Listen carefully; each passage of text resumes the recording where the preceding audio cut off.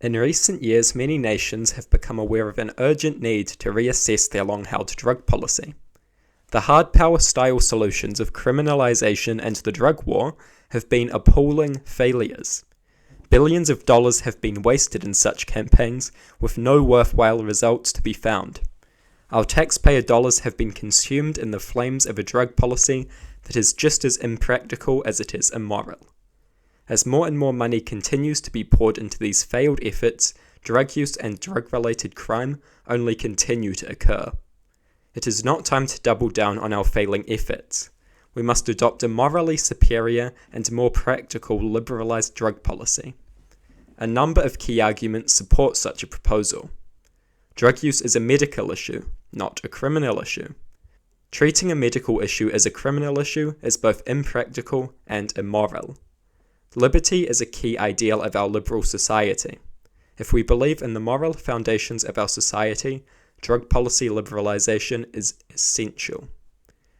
If taking the practical and moral path is not already a strong enough case for liberalization, such a policy would also come with many economic benefits. These arguments prove the simple fact that modern drug policy is a pathetic failure that can and should be replaced with a superior system. The most essential argument in favour of abandoning the useless old drug policy in favour of a more realistic and ethical drug policy concerns what drug use is. Experts virtually all agree that addiction is a medical issue. If addiction is a medical issue, it should be immediately obvious that nothing is more unrealistic and immoral as treating it as a crime. To treat someone suffering from a terrible medical issue like a criminal is not helpful for them or for society. It is this failure to understand what addiction is that has led to the implementation of the failed solutions such as drug criminalization. In the words of the New Zealand Drug Foundation, we want the government to take a more compassionate approach to drugs and to support people who are struggling instead of punishing them. End quote. Taking into account the basic and undeniable fact that addiction is a medical issue makes it very hard for anyone to argue for these archaic and immoral policies of criminalization. This basic argument concerns only what addiction is, but makes one of the most compelling cases for a liberalized drug policy and the abandonment of immorality and impracticality associated with criminalization. The second argument in favour of liberalised drug policy is based on the liberal principle of liberty. Liberty entails that individuals should be free and allowed to behave as they wish, provided that they are not causing anyone any harm. Liberty gives us many of the rights we enjoy, from freedom of expression to freedom of association.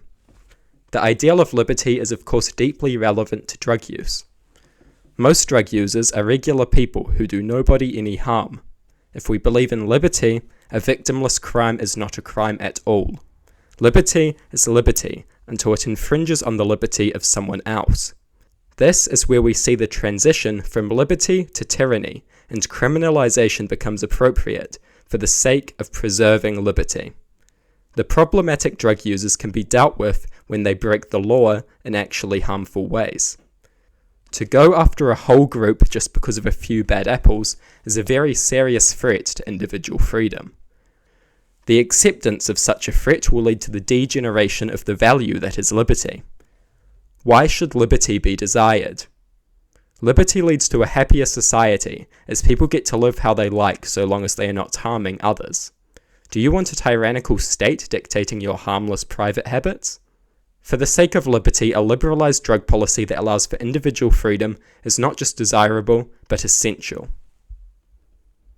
The third case for abandoning the criminalization of drugs is not moral, but economic. Moral arguments are good, but with an economic backing, they become even harder to ignore. The legalization and regulated sale of many currently illegal drugs would have widespread economic benefits. These benefits include more tax revenue for the government. According to the New Zealand Institute of Economic Research, we estimate that a 25% tax on cannabis plus GST could raise about $490 million per year in annual revenue. End quote. This revenue could be put towards improving infrastructure or social security. The legalization of some of these drugs will also create countless new jobs and create new opportunities for small businesses. Economic benefits represent one of many additional bonuses that the moral act of liberalizing drug policy will bring.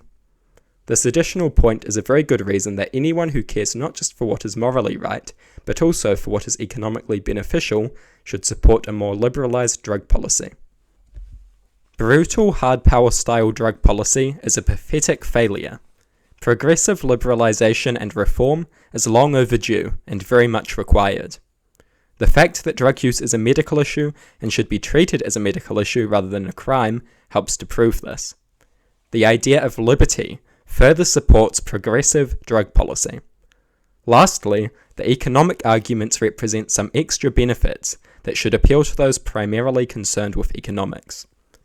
These arguments represent just a few of many and make a convincing point that we should rethink our approach to drug issues.